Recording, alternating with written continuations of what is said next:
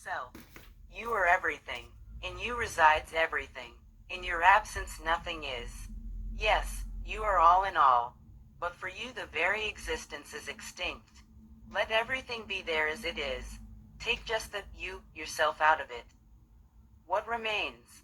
That's why you are the end all and be all of everything. This is a fact discernible and observable. But why be so very self-centered and go on thinking of you, just you? Forget not. You are just an infinitesimal part of this vast phenomenal drama. If you go on thinking in terms of you and you only, it is just you that is there, the solitary you, the monarch of all that you select to survey, and that again will be you. Great, nothing better than that, correct? And when every single individual goes on following your footsteps, then what? Where will you be? Oh my, that will be quite chaotic. Quite. Hence now is the time to think and think deeply. So far as it was just you, that was there, it was fine and highly attractive, completely solacing.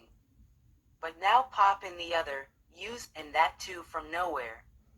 The so very unwanted others, and yet those others without whom your solitary existence is but a mirage. And why this? Just because you are a social being, a part and parcel of the whole. So, wise it is to befriend the world, not just yourself.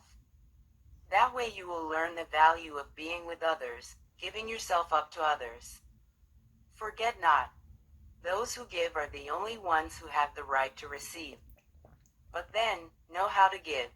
Learn to give wisely, and then ultimately give yourself up en masse, and you will have nothing to complain about, for you will then be totally full with nothing left worth receiving.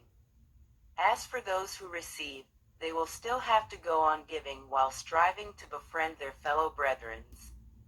When giving makes you feel satiated with utter beatitude, the very thirst to receive would then have become extinct. This is because your idea of the mess would then have permanently departed from you, and you will then be no more the you that you were. You would then have become the multitude, the plurality as against the integral singleness. So give yourself up, for others in the world will ever be yours. For, when the art of giving is transformed into the science of self-sacrificing, that 13. In-bomb sacrifice will bring the whole world at your threshold.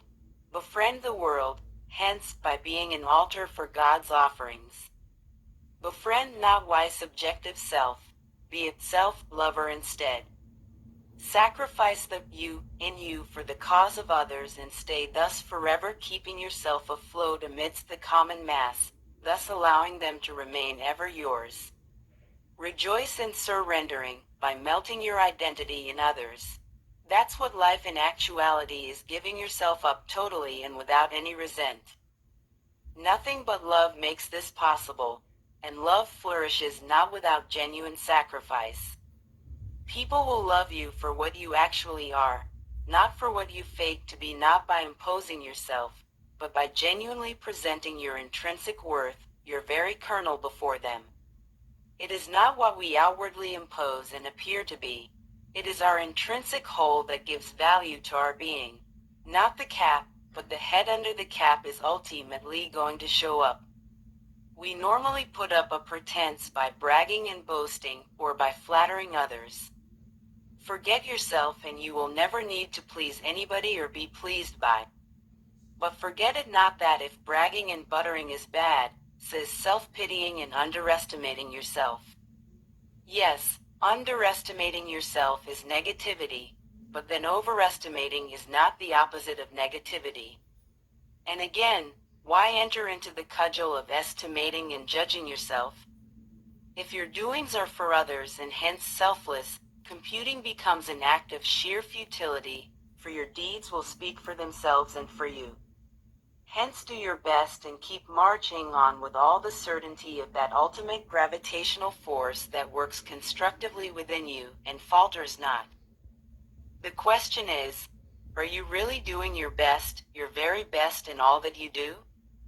Then repose with confidence, for efforts never ever go in vain.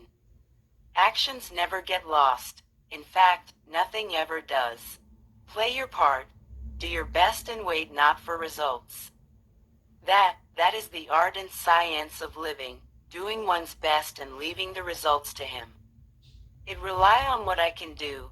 I will be amazed to know how much more I can do, surely, a lot more than to anybody's expectations of me.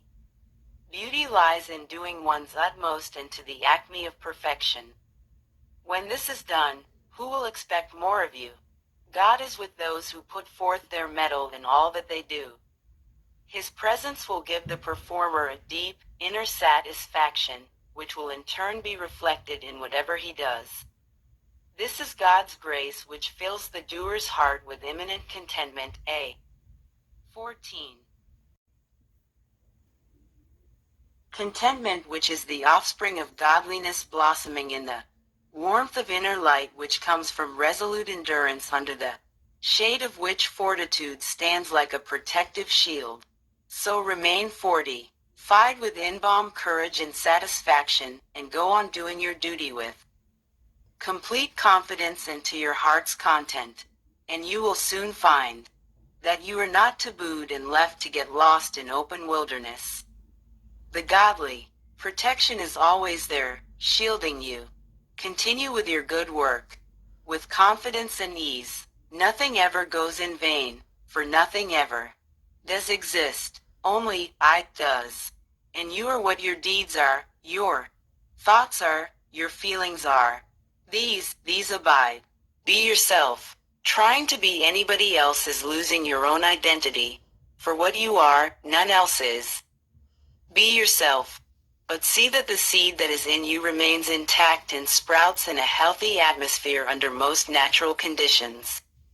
Sprinkle the sprouting plant with the holiest waters of sanguine emotions and feelings, and make it grow amidst the richness of honesty and sincerity, amidst awakened vigilance, undaunted courage, and utmost self-confidence. And, of course, do it in the spirit of all-abiding love.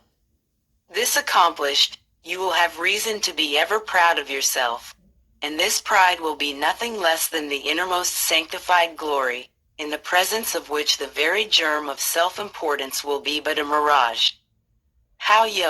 Again, blame not yourself for any unwanted problems that may confront you, nor blame others for your not having succeeded in avoiding or evading them. They are mainly of your own making, and as such, accepting them as they come is the only sensible way of confronting them. Shunning them is not the way to nullify them, for being of your own making they have an inborn tendency to cling fast to you. They will recoup time and again until they have served their purpose. It is only by accepting the fruit of your karma, the outcome of your own doings, that you can nullify its effect. This done, all that remains is you, the I-ness in you. Thank you very much for watching. Have a good and great day.